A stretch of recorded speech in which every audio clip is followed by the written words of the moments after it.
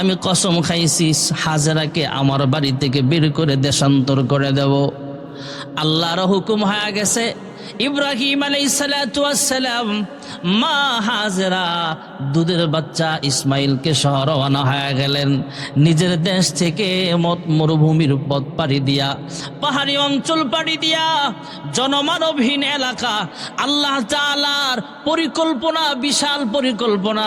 আল্লাহ তাআলা সংসার করার জন্য শুধু দুনিয়াতে আমাদেরকে পাঠায় নাই, শুধু সন্তান জন্ম দিলাম, সন্তানকে বড় করলাম, বাড়ি বানাইলাম, গাড়ি বানাইলাম, শুধু এই জন্য আমাদেরকে দুনিয়াতে আল্লাহ পাঠায় নাই। আরে ভাই, যদি সন্তান জন্ম দেওয়াই সাকসেসফুল মানুষের কাজ হইতো, যে দুনিয়াতে পাগল, মাথার চেঞ্জ ঠিক নাই, এই লোকটারও কিন্তু 2টা 4টা 5টা বাচ্চা হয়, আছে না নাই? আমরা মানুষ আশরাফুল মাখলুকাত।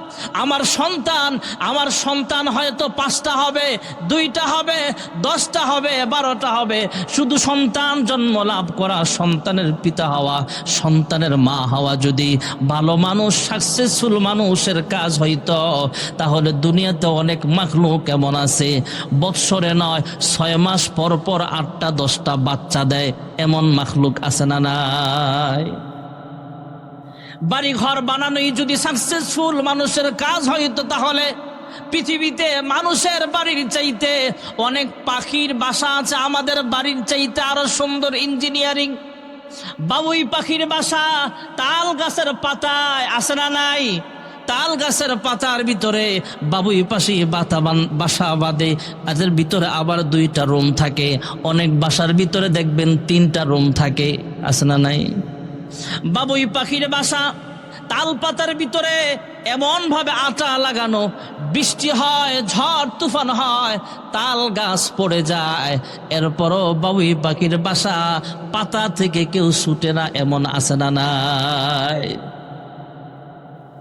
যদি পৃথিবীতে ঘর বানানো, ইঞ্জিনিয়ারিং করে সুন্দর সুন্দর বিল্ডিং বানানোই যদি মানুষের কাজ হইতো, তাহলে বাবুই পাখি আমাদের চাইতে বড় ইঞ্জিনিয়ার।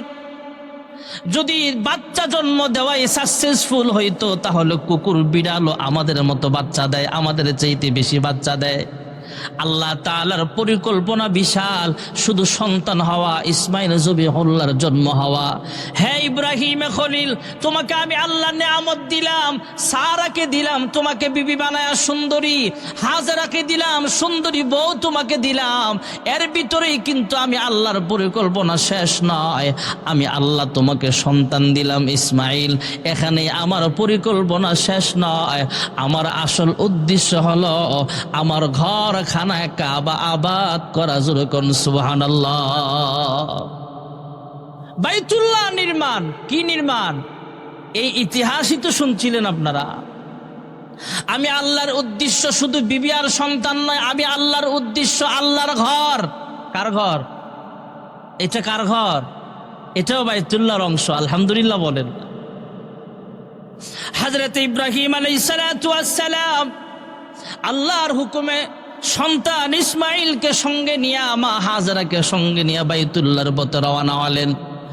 বাইতুল্লাহর পাশে সাফা মারওয়া যেই পাহাড় আছে, পাহাড়ের কাছাকাছি জায়গায় বর্তমানে বাইতুল্লাহটা যেখানে আছে, জমজমের পানিটা যেখানে অবস্থান, এর পাশেই মা হাজেরা আলাইহিস সালাম শিশু ইসমাইল সহ ইব্রাহিম আলাইহিস সালাম সেখানে রাইখা চলে আসতেছেন নিজ গন্তব্যে।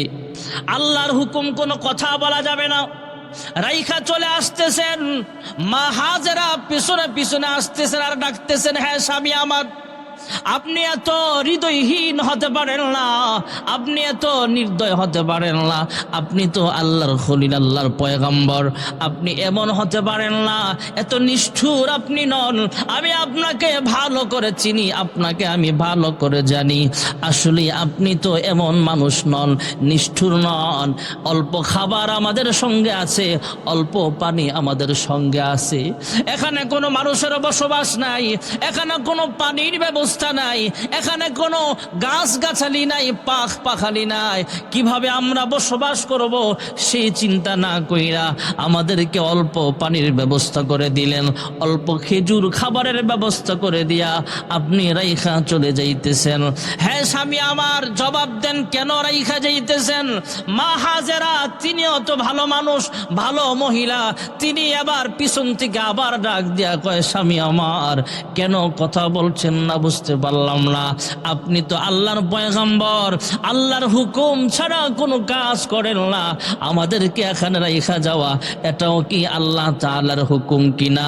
ইব্রাহিম পয়গম্বর শাহাদাত আঙ্গুল দিয়ে আসমানের দিকে ইশারা দিয়া বুঝালেন, হা হাজেরা এখানে রাইখা যাওয়া এটাও আল্লাহর হুকুম। জুরুকন সুবহানাল্লাহ। মা হাজেরা আবার স্বামীকে সান্ত্বনা দেয়, স্বামী আবার আপনি আমাদেরকে জনমানবহীন এলাকা মক্কাতুল মুকাররমায় রাইখা চলে যাচ্ছেন, শিশু ইসমাইল দুধের বাচ্চা, কোলের বাচ্চা আমার কোলে আছে, আপনিও জানেন, আমার আল্লাহও জানেন যে আল্লাহ আপনাকে হুকুম করেছেন জনমানবহীন এলাকা, এই পাথুরে এলাকায়, পাহাড়িয়া অঞ্চল মক্কাতুল মুকাররমায় আমাকে এবং শিশু ইসমাইলকে রাইখা যাওয়ার হুকুম যে আল্লাহ করেছেন, আপনি পেরেশান হবেন না, দুশ্চিন্তা করবেন না, আমাদের জন্য, আমাদের রিজিকের জন্য, বাঁচানোর জন্য সে আল্লাহই যথেষ্ট। জোরকন সুবহানাল্লাহ।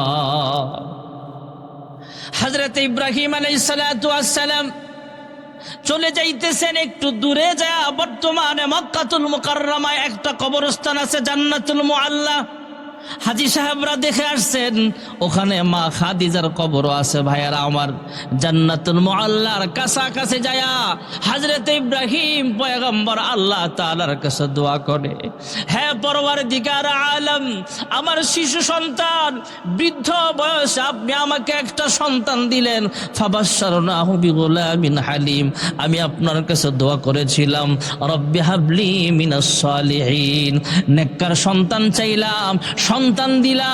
এই শিশু দুধের বাচ্চা ইসমাইলকে এখানে রাইখা যাওয়া আপনার হুকুম, তবে সন্তানের জন্য আমার মায়া, এর চাইতে আপনার প্রতি আমার আরো বেশি মায়া। আমি আমার সন্তান আপনার নামে এখানে রাইখা চলে যাইতেছি, তবে আমার সন্তানকে আপনি দেইখা রাইখেন, আমার বিবিটাকেও আপনি দেইখা রাইখেন, এই মক্কা আবাদ করে দেন, খাবারের ব্যবস্থা করিয়া দিয়েন, পানির ব্যবস্থা করে দিয়েন। কিছু মানুষের মন মক্কার প্রতি তাদের মনটা ঝুঁকায়া দিয়েন, সুবহানাল্লাহ বলেন। মক্কার প্রতি মানুষের মন মুহাব্বত আপনি ঝুঁকায়া দিয়েন। হযরতে ইব্রাহিম পয়গম্বর চলে গেলেন দোয়া কইরা, এদিক দিয়ে মা হাজেরা আলাইহিস সালাম সন্তানকে নিয়ে বসবাস করতেছে। গত জুমায় বা আগে আপনারা ঘটনা শুনেছেন, সাফা মারওয়া সাই করা ওয়াজিব। এটার কারণ হলো মা হাজেরা 7 বার চক্কর লাগাইলেন, ইসমাইলের পায়ের গোড়া থেকে আল্লাহ তাআলা পানির ব্যবস্থা করে দিলেন, জমজমের পানি, এমন একটা পানি যেই পানি খাইলে ক্যান্সারের রোগীও আল্লাহ ভালো করে দেয়। যেরকম সুবহানাল্লাহ। আমাদের দেশের একজন রোগী, আজ থেকে বহু বছর আগের কথা ভাইয়েরা আমার, হাসপাতালে ডাক্তার ওনাকে বলে দিয়েছেন আপনি আর বাঁচবেন না। আগে তো এমন ছিল, বর্তমানের মতো নয়, আগের সিস্টেমটা একটু ভিন্ন ছিল। এখন তো বিমানে আমরা চলে যাই, আগের মানুষ যাইতে অনেক সময় লাগতো। ওনার মেয়াদ আছে 1-2 মাস সময়, তথা রুগীকে হাসপাতাল থেকে রিজাইন দেওয়া হয়েছে, বলা হয়েছে আপনার আব্বা আর বাঁচবে না, 1 মাস বা 1.5 মাস দুনিয়াতে বাঁচবে। এই কথাটা রুগী শুইনা ফেলছে, শুইনা সন্তানদেরকে বলে, হ্যাঁ সন্তানেরা, আমাকে মক্কা মদিনায় যাওয়ার সুযোগ করিয়া দাও। পাসপোর্ট ভিসার ব্যবস্থা করা হলো, মক্কায় পাঠানো হলো। 1.5 মাস 2 মাস যেই সময় বেঁধে দেওয়া হয়েছে রুগীকে, 2 মাস বাইচা রইলেন। এরপরে 3 মাস পার হয়ে গেল। 3 মাস 4 মাস পার হওয়ার পরে ইনি আবার মক্কা থেকে বাড়িতে আসলেন। বাড়িতে আইসা যে হাসপাতালে ডাক্তার বলেছিলেন আপনি 2 মাস সর্বোচ্চ দুনিয়াতে বাঁচবেন, সেই হাসপাতালে গিয়া বলে, হে ডাক্তার, আমাকে একটু চেক আপ করে দেখেন আমার কি হয়েছে। আপনারা আমাকে ডেট দিয়েছিলেন 1.5 থেকে 2 মাস আমি বেঁচে থাকবো, এখন 5 থেকে 6 মাস সময় হয়ে গেছে, এখনো আমার মরণ হয় নাই। যেরকম সুবহানাল্লাহ। আমাদের একজন মুসল্লি হার্টের রোগী না কিসের রোগী আমাকে একদিন বলতেছে, হুজুর দোয়া কইরেন। কি হয়েছে? ডাক্তার মেয়াদ দিছে সর্বোচ্চ 2 মাস বা 3 মাস বাঁচবেন। উনি 3 মাস পার হয়ে আরো কিছুদিন পরে আবার দেখা করছে আমার লগে। দেখা করে হুজুর দোয়া কইরেন, ডাক্তার মেয়াদ দিছিল 100 দিনের বা 90 দিনের, এখন 120 দিন প্রায় হইতেছে। সুবহানাল্লাহ জোরে কর না। এই মসজিদের মুসল্লি, এই যে হাতটা দেখছেন উনি এখনো বাইচা আছে। হাসপাতালে ডেট দিছিল কয় মাস আগে, দেখছেন? হায়াতের মালিক কে? বাস্তব প্রমাণ। ওই রুগী 6 মাস পরে বাংলাদেশে আইসা বলে, কি ব্যাপার, তোমরা তো বলেছ আমি 1.5 মাস বাঁচবো, 2 মাস বাঁচবো, এখন তো 6 মাস পার হয়ে যাচ্ছে, কি ব্যাপার? হাসপাতালের ডাক্তাররা পুনরায় চেক আপ কইরা বলে, কি হয়েছে আপনার? 6 মাস আগে আমরা 2 মাসের হায়াত বলেছিলাম, আপনি পাবেন 2 মাস সময়, হয়তো এখন দেখি সুস্থ হয়ে গেছেন। কোন হাসপাতালে গেছিলেন? সুবহানাল্লাহ। আমি দুনিয়ার কোনো হাসপাতালে যাই নাই, আল্লাহর হাসপাতালে গেছিলাম। সুবহানাল্লাহ না? কই বুঝলাম না, আল্লাহর হাসপাতাল আবার কোনটা? কয় আমি পাসপোর্ট রেডি করলাম, ভিসা রেডি করাইলাম সন্তানদেরকে দিয়া, মক্কায় চলে গেলাম। আল্লাহর হাবিব বলেছেন, জমজমের পানি যদি কেউ পান করে তার রোগ বালা মুসিবত দূর হয়ে যায়, গুনাহ মাফ হয়ে যায়। তাই আমি বেশি করে জমজমের পানি খাই, আর আল্লাহর ঘর তওয়াফ করি, আর কাবার গিলাফ দইরা কান্দি, আল্লাহ জমজমের পানির উসিলায় আমার রোগ ভালো করে দেন। 1.5 মাস পার হলো, 2 মাস পার হলো, প্রায় 6 মাস অতিবাহিত হলো, এখনো আমি মরি নাই।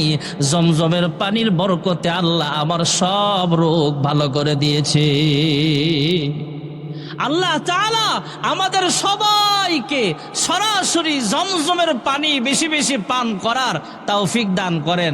জমজমের পানি এমন একটা পানি, ক্ষুধাও দূর হয়, কেউ যদি রোগের নিয়তে খায় রোগ ভালো হয়, কেউ যদি গুনাহ মাফের নিয়তে খায় গুনাহ মাফ হয়।